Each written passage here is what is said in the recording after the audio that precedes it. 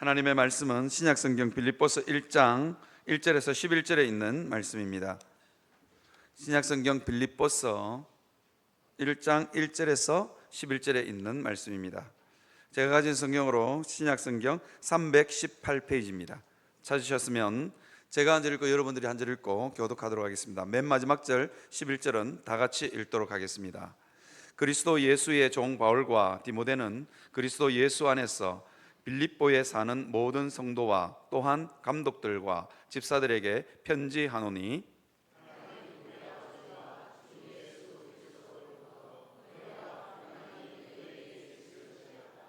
내가 너희를 생각할 때마다 나의 하나님께 감사하며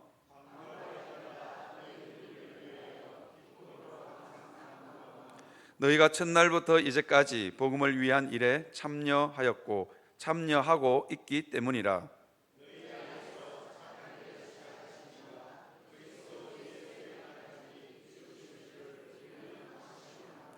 내가 너희 무리를 위하여 이와 같이 생각하는 것이 마땅하니 이는 너희가 내 마음에 있음이며 나의 맹인과 복음을 변명함과 확정함에 너희가 다 나와 함께 은혜에 참여한 자가 됨이라.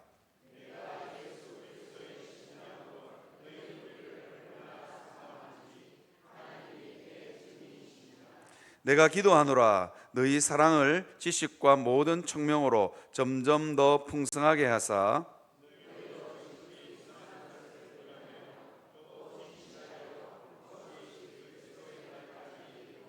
예수 그리스도로 말미암아 의의 열매가 가득하여 하나님의 영광과 찬송이 되기를 원하노라. 아멘. 우리 옆에 분들하고 인사 한번 할까요? 당신이 있어서 감사합니다. 당신이 있어서 감사합니다. 네. 1부 때는 까먹었는데 2부 때는 했습니다. 여러분, 누군가를 보면 이게 가슴이 따뜻해지고, 누군가를 보면 감사가 터져 나오고, 누군가를 보면 가슴 저 깊은 곳에서부터 기쁨이 터져 나오는 거예요. 그래서 누군가 얼굴을 딱 봤는데 기뻐, 감사의 마음이 피어납니다. 지금 사도 바울이 지금 그렇다고 이야기합니다. 빌립보 교회 성도들만 생각하면 하나님께 감사가 터져 나오고 기쁨이 터져 나오고, 그냥 감옥에 있음에도 불구하고 이렇게 슬며시 싱긋이 웃고 얼굴에 미소가 떠나지 않습니다. 여러분, 이런 거 참 쉽지 않습니다. 죄를 지은 인생들이 다른 사람 쳐다보면 짜증나고, 그래서 이게 정상입니다. 다른 사람 쳐다보면 염려가 되고, 조금 쳐다보면 짜증나는 거 좀 더 나서 좀 사랑하면 염려가 되고, 이게 정상입니다. 그런데 다른 사람을 쳐다보고 생각할 때마다 감사가 터져 나오고, 기도할 때마다 너무 기쁘고, 이거 참 쉬운 일이, 이렇게 되는 게 참 쉬운 일이 아닙니다. 우리가 옆에 사람 누군가를 쳐다만 봐도 기뻐하고 감사할 수 있다는 건 굉장히 큰 복입니다. 그럼 이게 바울의 어떤 상황이 좋았어? 지금 바울이 그런 거 아닙니다. 바울은 이 빌립보서를 어디서 쓰고 있느냐? 감옥에서 쓰고 있습니다. 이게 처형되기 한 3, 4년 전쯤으로 추정합니다. 처형되기 3, 4년 전에 이 빌립보서를 쓰게 됩니다. 이게 빌립보서를 쓸 때 이게 노년입니다. 사도 바울의 인생의 노년에, 이게 젊었을 때는 복음을 위해서 옥에도 갇히고 매도 맞았습니다. 그러니까 노년이 돼서 감옥에 있으니까 여기저기가 쑤시고 아픈 거예요. 여러분들 2부 예배 참석하시는 분들은 여기저기가 쑤시고 아픈 건 너무너무 잘 알죠. 내 한 몸 건사하기도 천근만근입니다. 그러니까 만사가 귀찮을 수밖에 없는 그런 상황입니다. 거기다가 황제가 기분 나빠서 사도 바울 처형, 그러면 한순간에 목이 달아날 수 있는 절체절명의 순간입니다. 그러니까 얼마나 그 삶이 불안하고 어렵겠어요. 몸은 아프고 언제 처형될지 모르는 불안이 엄습해오는 깊은 밤에 사도 바울은 영적 아들 디모데를 불러 세우고는 빌립보서를 써 내려갑니다. 로마서를 쓸 때부터 사도 바울은 더 이상 이제 글을 쓸 수가 없습니다. 육신이 너무 쇠약해져서 이제 대피를 세워야만 서신서를 쓸 수 있는 그런 상황입니다. 만사가 귀찮고 자기 몸 하나 건사하기도 어려운데 빌립보 교회 성도들을 생각하면 그 마음에, 그 얼굴에 미소가 떠나지 않는 겁니다. 여러분, 빌립보 교회 성도들이 너무너무 사랑스럽고 완벽해서 그럴까요? 빌립보 교회 성도들은 흠잡을 데가 없었어 그랬을까요? 그렇지 않다는 것입니다. 빌립보 교회도 모든 교회는 문제가 끊이지 않고 일어납니다. 그게 교회입니다. 이 지상의 교회, 죄인들이 모여 있는 이 교회는 항상 문제가 생겨납니다. 빌립보 교회도 완벽하지 않았습니다. 오히려 엄청난 문제들이 있었습니다. 그러니까 빌립보서를 쓰고 있는 겁니다. 지금은 우리가 핸드폰으로 카톡 보내듯이 편지도 보내고 종이 한 장 가져와서 그냥 편지 쑥 쓰면 되지만, 그 당시에만 해도 편지를 쓰는 것은 굉장히 비용이 비쌉니다. 양 한 마리, 양 두 마리 정도는 잡아야 편지를 쓸 수 있습니다. 빌립보서가 짧기는 하지만 이 빌립보서 정도의 글자를 다 세게 넣으려면 양 한 두 마리, 한 세 마리는 잡아야 될걸요. 그러니까 편지 쓰는 일이 만만한 일이 아닙니다. 양피지나 파피루스에 편지 쓰는 일은 만만한 일이 아니었던 것 같습니다. 그럼에도 불구하고 사도 바울이 빌립보서를 쓰고 있는 이유가 뭘까요? 빌립보 교회에 심각한 문제가 있었기 때문입니다. 빌립보 교회에 어떤 문제가 있느냐? 어떤 유대주의자들은 뭐냐면 율법을 지켜야만 구원 얻는다고 하는 그 유대주의자들이 가만히 들어왔습니다.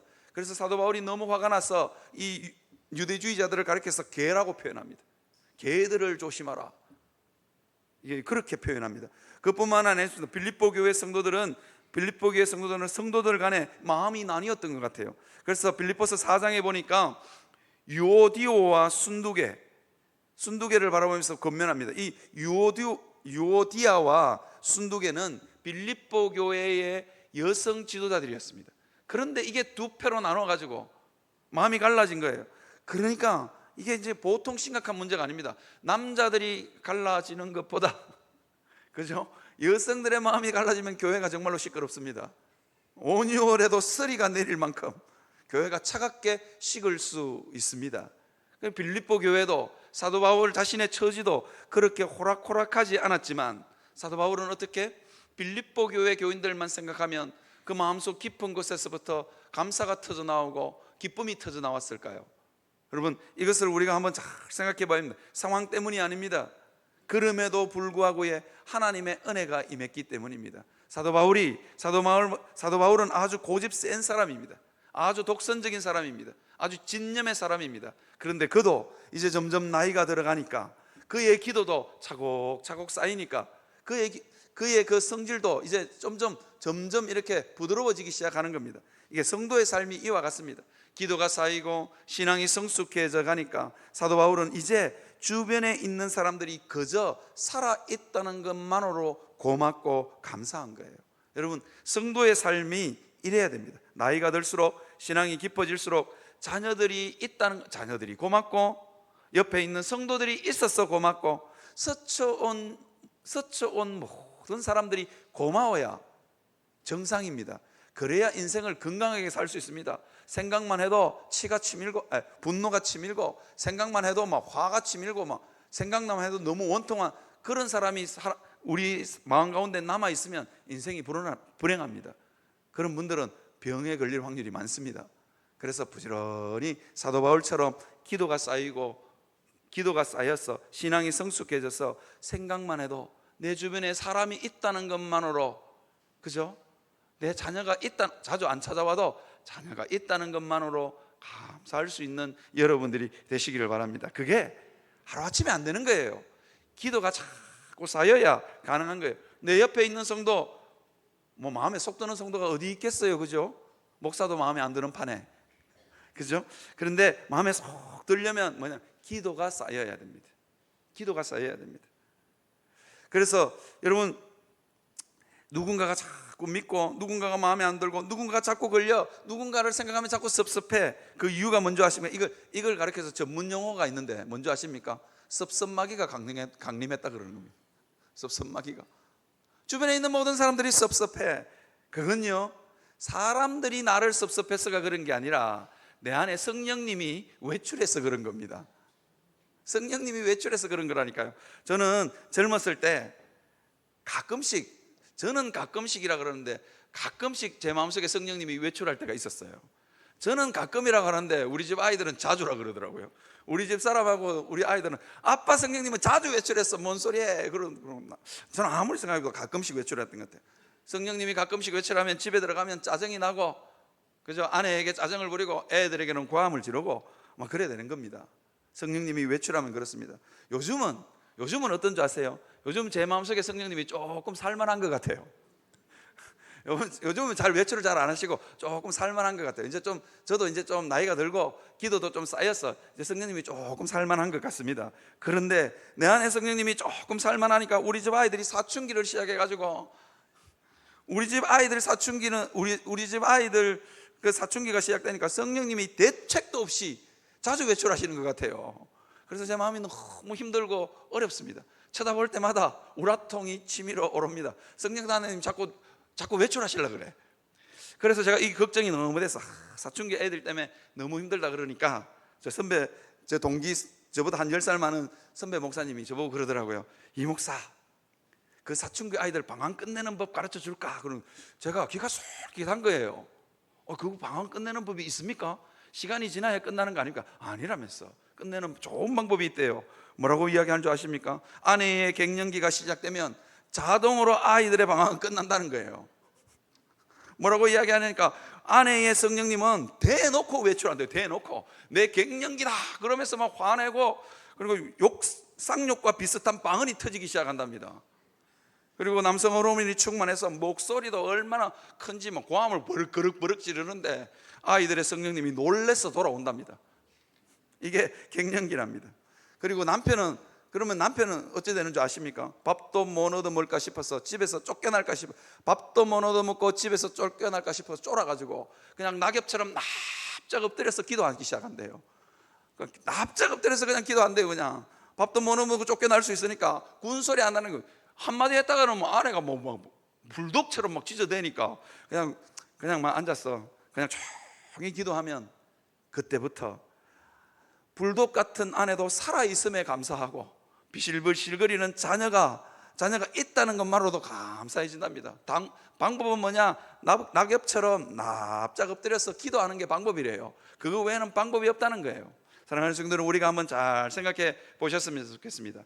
기도하면 이상하게 그 문제가 해결되지 않았는데도 평안할 수 있습니다. 그죠? 기도하면요, 그 문제는 여전히 거기에 있어요. 그 사람, 내가 얼굴만 쳐다봐도 우라통이 치미는 사람이 거기에 있어요. 그런데 기도하면 내 마음속에 감사가 피어나고 기쁨이 피어날 줄 믿습니다. 이유가 있습니다. 왜인 줄 아십니까? 기도해서 납작 엎드려서 기도하니까 그 문제 가운데, 그 문제 있는 사람 가운데 역사하고 있는 하나님을 발견하기 때문입니다. 그래서 사도 바울이 빌립보 교회 성도들을 바라보면서 감사할 수 있는 겁니다. 그죠? 거기에도 문제가 많고 얼마나 화가 치밀어 올랐겠어요. 여성 지도자 두 분이서 막 마음을 나눠가지고 막 이리 싸우고 저리 싸우고 그러고 있는데 사도 바울이 그런 빌립보 교회 성도들을 생각할 때마다 감사하고 기도할 때마다 마음이 너무너무 기쁜 거예요. 사랑하는 성도 여러분, 이유가 있습니다. 하나님을 발견했기 때문입니다. 그 속에서 여전히 일하고 있는 하나님을 발견했기 때문입니다. 그래서 빌립보서 1장 6절에 보니까 이렇게 이야기하고 있습니다. 너희 안에서 착한 일을 시작하신 이가 그리스도 예수의 날까지 이루실 줄을 우리는 확신하노라. 가만히 보니까 하나님께서 이미 그 사람 마음 가운데 착한 일을 시작하신 거예요. 여러분, 여러분들 모두 다 별것 아닌 것처럼 보이지만, 문제 많은 것처럼 보이지만 이미 여러분들 마음속에 하나님께서 착한 일을 시작하신 줄 믿습니다. 하나님께서 그리스도 예수의 날까지 그것을 이루실 줄 믿습니다. 지금은 좀 부족해 보이고 지금은 좀 연약해 보여도 뭐죠? 하나님이 이미 착한 일을 시작하고 있는 겁니다. 그러니까 빌립보 교회 성도들을 보면서 염려도 되고 걱정도 되고 화가 치밀어 오르기도 하는데 하나님이 함께 계시는 것을 확인하니까 안심이 되고 감사가 터져 나오는 것입니다. 사랑하는 성도 여러분, 기도해서 우리 안에 착한 일을 시작하신 하나님을 발견할 수 있는 여러분들이 되시기를 바랍니다. 세상이 아무리 힘들어도, 내 옆에 있는 사람들이 아무리 힘들어도 그 사람 안에 하나님이 이미 착한 일을 시작하셨음을 믿으시는 여러분들이 되시기를 주님의 이름으로 축원합니다. 여러분 혹시 안데르센의 미운 오리 새끼라는 동화를 아시는지 모르겠어요. 이건 모르면 간첩이죠. 뭐 안 읽어보셨더라도 이 미운 오리 새끼 동화는 여러분들 잘 아실 겁니다. 옛날 어느 날에 이게 금슬 좋은 오리 부부 한 쌍이 살고 있었어요. 그래서 오리 부부가 알을 여러 개 낳았는데 이상하게 둥지 저 기슭퉁이에 아주 유독 크고 얼룩덜룩하고 못생긴 알 하나를 발견한 거예요. 오리 알인지 뭔지는 모르겠지만 알을 하나 발견한 거예요. 아무리 봐도 크고 못생겼습니다. 그래도 내 속에서 나온 알이니까 잘 품어서 이렇게 부화하면 아주 예쁜 새끼가 나올 줄 알았어요. 그래서 어머니가 그 유독 크고 못생긴 오리알도 주워다가 잘 품었어요. 그래서 부화해서 새끼가 나왔는데 다른 놈들은 자기를 닮아서 다 예쁘고 귀엽고 그런 오리 새끼만 나왔어요. 그런데 그 유독 크고 못생긴 오리알에서는 덩치 크고 생기기도 이상하게 못생긴 오리 한 마리가 나왔어요. 덩치가 크고 색깔도 다른 거예요. 그러니까 새끼 오리들이 이 못생긴 미운 오리 새끼를 자꾸 구박하는 거예요. 너 왜 그렇게 크냐고, 너 왜 그렇게 못생겼냐고, 너 왜 우리하고 색깔이 다르냐고. 아니 뭐 미운 오리 새끼가 뭐 그렇게 태어나고 싶어서 태어났습니까? 태어나 보니까 그런 걸 어떻게 해요? 근데 어미 새끼가 그런 어미 오리가 그런 미운 새끼 오리를 보니까 마음이 처근한 거야. 불쌍하기도 하고 그런 거예요. 그런데 자꾸 주변에 있는 사람들이 자꾸 쟤 이상하다고 자꾸 그러는 거예요. 그러니까 어미 오리의 마음에도 이제 그게 너무너무 부담스러웠어. 그래서 어미 오리가 미운 오리 새끼를 자꾸 보니까 자꾸 미워져. 그래서 하지 말아야 될 말을 했습니다. 너 집 나가라고. 너 같은 애는 진짜 키우기 싫다고. 그래서 미운 오리 새끼가 엄마까지 나를 쫓아내니까 어쩔 수 없이 오리가 이제 집을 나갑니다. 여기 가도 너 못생겼다고 구박하고, 저기 가도 색깔 이상하다고 구박하고, 너 오리야? 뭐 그러면서 자꾸 구박을 하는 거예요. 나는 왜 이렇게 덩치가 클까? 나는 왜 이렇게 이상하게 생겼을까? 그리고 여기 끼고 저기 끼고 갈 때마다 사람들이 저리 가라고 자꾸 그러는 거예요. 그런데 어느 날 어느 민가에 할머니 한 분이 계시는데 거기에 슬금슬금 기어 들어가니까 할머니가 아이고 오리 새끼를 반겨주는 거야. 이유가 뭔지 아세요? 이 할머니가 눈이 어두워가지고 살찐 어미 오리인 줄 알고 오리알 빼먹으려고 키운 거야. 미운 오리 새끼는 그걸 몰랐어요. 그런데 새끼를 안 놓으니까 할머니도 구박해. 그 다음에 그 집에 키우는 애완동물 암탉과 고양이도 자꾸 이 미운 오리 새끼를 구박하는 거야. 알도 못 넣는 게 밥만 축낸다고. 그러니까 미운 오리 새끼가 어디 갈 데가 없어. 그래가지고 이제 처량하게 여기 가도, 그리고 또 할머니 집도 이제 가출할 수밖에 없게 집을 나와서 여기 기웃 저기 기웃거립니다. 그래서 흐르는 강물에 자기 얼굴을 탁 비춰보니까 못생겼어. 덩치도 크고 색깔도 이상해. 이게 사람이요, 다른 사람이 자꾸 못생겼다 그러면 못생겨지는 겁니다. 쳐다보니까 강물에 비친 얼굴이 자기가 너무너무 못생겼어. 그래서 오리 새끼가 이렇게 얘기합니다. 난 태어날 때부터 무슨 죄가 있다고 이렇게 못생긴 걸까? 이런 나라도 사랑해주는 누군가가 있기는 할까? 뭐 그러고 여기 기웃 저기 기웃 천덕꾸러기처럼 돌아다닙니다. 그런데 어느 날 강물에 내 모습을 또 비춰봤는데 백조 한 마리가 떡 앉아 있는 거예요. 저게 누구야? 그러니까 아무리 봐도 자기밖에 없는 거야. 뒤에 누가 있나 싶어서 보니까 없는 거예요. 자기인 거예요. 사랑하는 성도 여러분, 우리는 다 하나님 앞에서 미운 오리 새끼입니다. 미운 오리 새끼입니다. 우리 언젠가 하나님 앞에서 영광스러운 존재로 우리는 다 변화할 것입니다. 이 땅에서 못다 변하잖아. 이 땅에서 저 성도는 언제 변할까? 저 성도는 언제쯤 고쳐질까? 여러분 그렇게 염려하고 걱정해도 어쩌면 이 땅에 있는 동안 다 안 고쳐질지도 모릅니다. 그런데 천국에 가면 천국에 가면 우리는 완전히 치유되고 회복되어질 것입니다. 왜냐하면요, 우리 안에 착한 일을 시작하신 하나님은 실수하지 않으시기 때문입니다.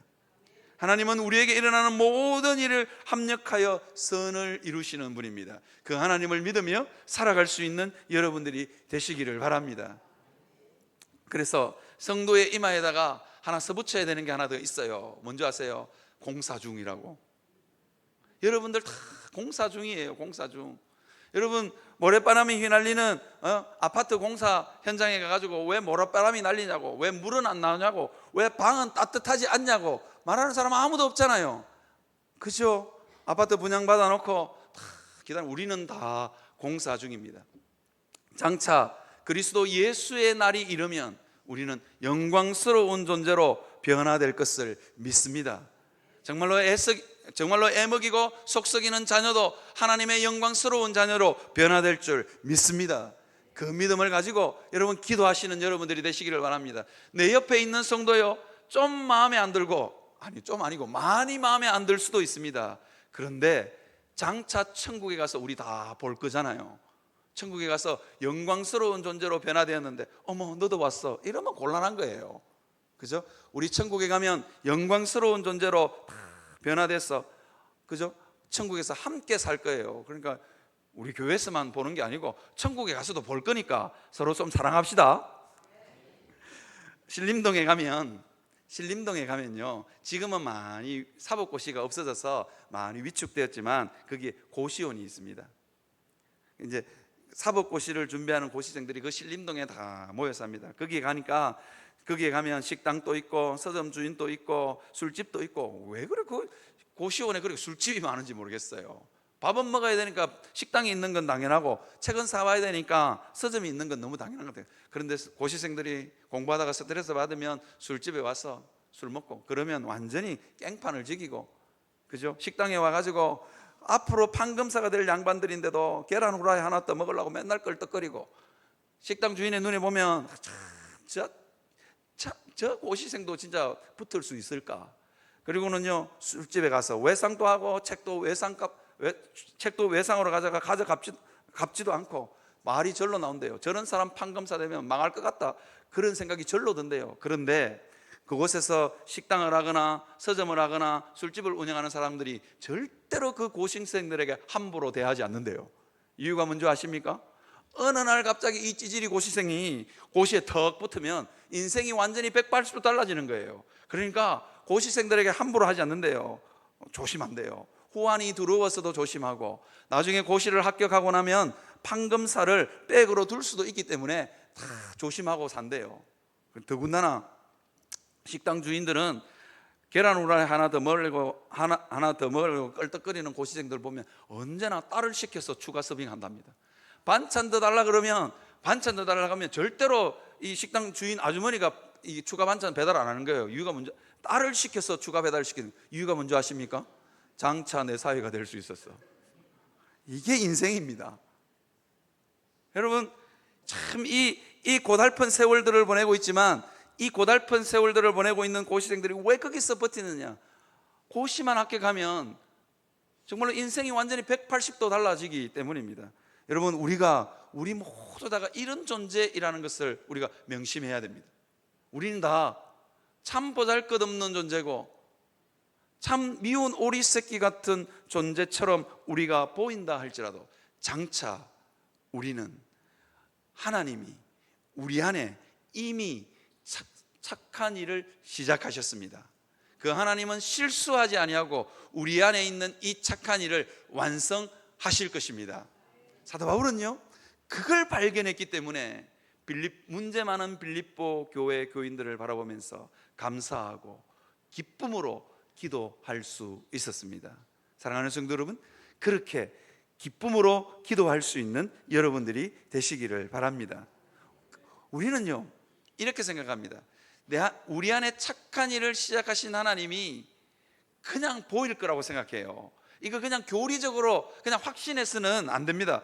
이게 보이려면 어떻게 하냐? 항상 기도해야 됩니다.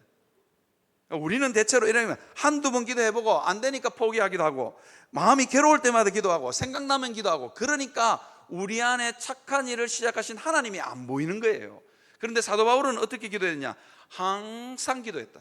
항상 간구함은, 그렇게 이야기합니다. 그래서 사도 바울은 자기의 육신의 몸이 너무너무 힘들 때도 기도의 끈을 놓지 않았고, 언제 풀려날지, 언제 사형이 집행될지 모르는 절체절명의 순간에도 기도의 끈을 놓지 않았습니다. 그러니까 착한 일을 시작하신 하나님이 보이기 시작하는 겁니다. 여러분, 그 하나님이 보이면, 그 하나님이 보이려면 어떻게 하느냐? 오래도록 품고 기도해야 됩니다. 그래서 빌립보서 1장 7절에 보니까 이렇게 되어 있습니다. 제가 우리말 성경으로 이게 적어놨는데요, 한번 잘 보십시오. 여러분 모두에 대해 내가 이렇게 생각하는 것이 마땅한 것은, 어떻게 생각하냐면, 하나님의 눈으로 성도를 바라보고 성도들이 곧 고쳐지는, 하나님께서 착한 일을 이미 시작하셨다는 것을 믿고 그렇게 생각하는 것이 마땅한 것은 내가 여러분을 마음에 품었기 때문입니다. 그냥 내 문제 있는 성도, 문제 있는 내 자녀가 그냥 어느 날 갑자기 생각날 때마다 기도하고 한두 번 하다가 안 되면 포기하는 게 아니고 부지런히 그 마음에 있는 거예요. 그 마음에 꼭 품고 있는 거예요. 그러니까 착한 일을 시작하신 하나님이 보이기 시작합니다. 여러분, 진주조개가 왜 그 영롱하고 아름다운 진주를 여러분 빚어내는 줄 아십니까? 그 속에 뭐가 들어있었어요? 모래알이 들어왔기 때문에. 그 보드라운 조개 속살 속에 모래나 티끌이 들어오는 거예요. 그러니까 너무 아파. 그러니까 안 아프게 하려고 하는 방법이 뭐냐면 그 모래알을 꼭 품고 뱉어낼 수가 없으니까요. 뱉어낼 수가 없으니까 그 모래알을 꼭 품습니다. 그리고는 자꾸 거기에다가 진액을 뿜어냅니다. 그게 진주입니다. 여러분, 진주가 뭐 대단해 보이지만 그게 진주라니까요. 그 시작은 어디라고요? 모래알 아니면 티끌입니다. 너무 좋아하지 말기를 바랍니다. 다 목에 하나씩 걸고 계실지도 모르겠는데 그거 원래는 다 모래알이었어요. 사랑하는 성도 여러분, 내 옆에 있는 성도, 애먹이는 우리의 자녀, 애먹이는 왼수 같은 우리의 남편과 부인이라 그러니까 조금 여성 성도들이 기분 나쁠 수도 있는데 부인도 애먹입니다. 그러니까 그런 성도들을 꼭 품고 기도하면 장차 진주가 될 줄 믿습니다. 그날에 오기까지 기도할 수 있는 여러분들이 되시기를 바랍니다. 제가 사역했던 서울시민교회에 담임 목사님이 제일 좋아하는 부서가 있었어요. 어떤 부서일 것 같습니까? 제일 좋아하는 부서가 있었습니다. 담임 목사님, 그 서울시민교회 담임 목사님은 문제 있는 성도만 있으면 그 부서에 다 보냅니다. 문제 있는 성도는 다 그 부서에 또 가. 어떤 부서냐면 장애인 부서입니다. 발달 장애인들이 모여 있는 부서. 다른 교회에서 깊은 상처가 있는 성도도 거기만 보내놓으면 거기에서 한 1년, 2년만 그러면 다 치유돼서 나오는 거예요. 왜 그런 줄 아세요? 거기에 있는 어머니들의 삶이 정말로 만만하지 않습니다. 아침마다 영적 전쟁을 수행하거든요. 왜냐하면 그 아이 손잡고 주간보호센터가 있는 교회에 오는 것도 영적 전쟁입니다. 몇 번을 문을 나서기 전에 기도하는지 모른대요. 얘가 무사히 교회까지 갈 수 있게 해달라고. 언제 차길로 뛰어들지도 모르고 언제 지하철로 무슨 지하철을 타고 어디로 가볼지도 모르는 거예요. 그러니까 이 어머니들은 그러니까 아기를 키우는 이 육아가 죽을 때까지 되는 거예요. 이 교회 어머니, 발달 장애인들의 어머니들의 소원이 뭐냐? 애보다 하루 더 사는 겁니다. 그러니까 이 장애인 아이를 공원에 갖다 버릴 수도 없고, 그러니까 마음에 넣고 사는 거예요. 늘 아픈 손가락이야. 그러니까 교회의 주간보호센터에서 한 4-4시간 맡아주는데 그게 너무 좋아서 와야 되는 거예요. 그런데 올 때도 기도하고 갈 때도 기도하고 잘 때도 기도하고 늘 마음에 이 하자라고 그래서 너무 죄송합니다. 이 장애가 있는 아이를 품고 늘 기도하는 거예요. 그런데 그곳에 교회에서 상처받고 교회에 불만 있는 사람들 거기다가 넣어놓으면 저 어머니들의 얼굴에는 왜 저래 평안이 흐를까? 여러분, 그 어머니들의 얼굴에는 왜 그래 평안이 흐를까요? 고달프기 짝이 없고 사랑하는 내 자녀인데 목욕시키다가 엄마 좋다고 먹을 게 안 왔는데 엄마 숨통이 조여 오는데도 모르고 계속 이 쫄라가지고 죽을 뻔한 권사님 집사님들이 그 교회에 너무 많습니다. 애 목욕시켜줄 때도 겁나는 거야. 애가 좋아서 팔짝팔짝 뛰면 더 무서워. 애가 막 엄마 좋다고 딱 끌어안고 욕실에 딱 넘어지잖아요. 그러면 잘못하면 죽을 수도 있어요. 그러니까 365일 그 자녀를 마음에 품고 하나님 의지하는 거예요. 그러니까 그 고달픈 고달픈 마음 가운데도 은혜의 꽃이 피더라고요. 그래서 상처받은 성도, 교회에 불만 있는 성도 거기다 넣어놓으면 저 어머니들의 얼굴에서 흐르는 평안과 감사를 경험하는 겁니다. 도대체 왜 저럴까? 이유가 뭘까요? 언제나 품고 하나님께 매달려서 기도하기 때문입니다. 사랑하는 성도 여러분, 기도를 그냥 슬쩍 대충 해서는 우리 안에 착한 일을 시작하신 하나님이 보이지 않습니다. 정말로 항상 기도의 끈을 붙들고 내 사랑하는 자녀, 애먹이는 자녀, 애먹이는 내 성도, 애먹이는 목사도 가끔씩 진주조개처럼 그렇게 꼭 품고 기도해 줄 수 있기를 바랍니다. 그러면 사랑스러워진다니까요. 아멘 안 하시네요. 그러면 사랑스러워진다니까요. 시중에 제가 참 좋아하는 시가 있습니다. 나태주라는 시인이 자세히 보아야, 나태주라는 시인이 이렇게 합니다. 자세히 보아야 예쁘다, 오래 보아야 사랑스럽다, 너도 그렇다. 제가 이걸 기독교 버전으로 한번 바꿔볼게요. 자세히 기도해야 예쁘다, 그리고 오래 기도해야 사랑스럽다, 너도 그렇다.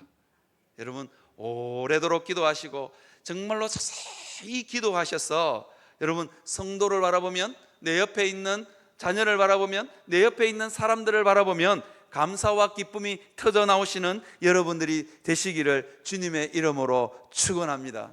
여러분 이건 기도하셔야 됩니다.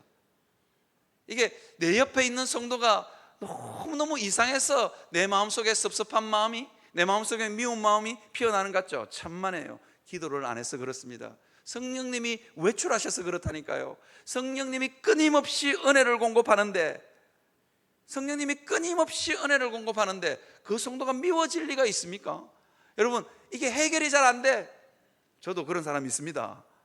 해결이 안 될수록 마음에 콕 품고 정말로 오래도록 기도하실 수 있는 여러분들이 되시기를 바랍니다.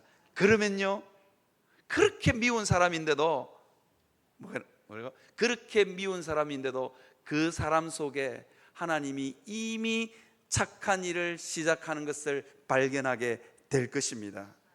그 위로를 경험할 수 있는 사랑하는 성도들이 다 되시기를 바랍니다. 되시기를 바랍니다. 제가 그래서 여러분들에게 드리고 싶은 말씀이 있어요. 제가 이거 연초에는 이거 아직도 집에 갖다 안 붙이신 분들은 회개하십시오. 저 1층에 많습니다. 제가 이걸 왜 했냐, 이거 내년에는, 지금은 기도 온이라고 했거든요. 기도를 켜라. 그래도 여러분 일주일 내내 그래도 하루에 한 번은 기도를 켜야 되잖아요. 그죠? 하루에 한 번도 기도를 안 켜시는 분들은 회개하시길 바랍니다. 기도 하루에 한 번 켜라고요.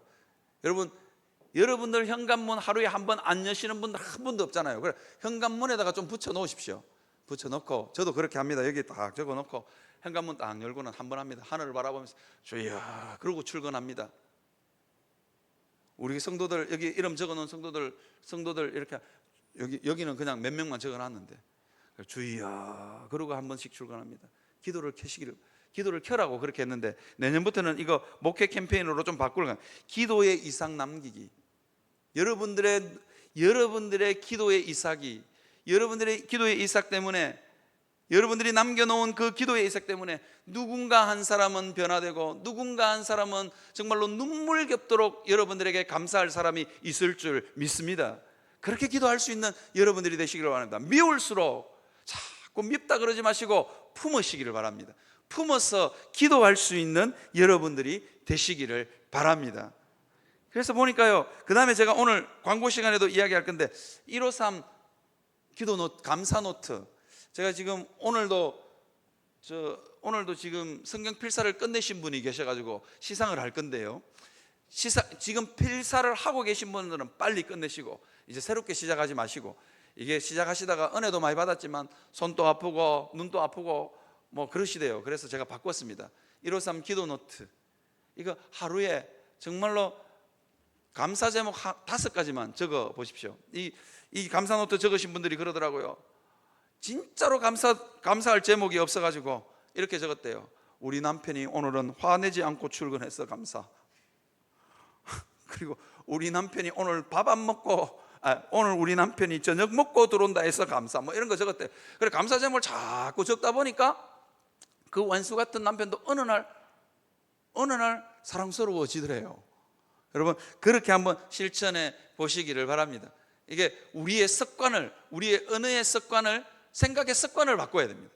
그래서 제가 이거 사실은 교회에 오시면 5분에게 칭찬하고 감사 제목 나누고 격려하라 그랬는데 한 분으로 바꿨습니다. 이게 저한테는 자꾸 하지 마십시오. 저는 너무 오글거려 가지고 저한테 뭐 해봐야 뭐 목사님 설교에 은혜 받았어요. 은혜 안 받은 거 다 압니다. 그러니까 자꾸 그러지 마시고 그냥 저한테 하지 마. 내 옆에 있는 성도 한 사람한테 가서 감사하다고, 오늘은 얼굴이 예쁘시다고, 정 안 되면 오늘은 머리가 그래도 너무 머리가 희끗희끗한 머리가 너무 예쁘시다고 그렇게 말할 수 있기를 바랍니다. 그게 감사의 이삭을 남기는 겁니다.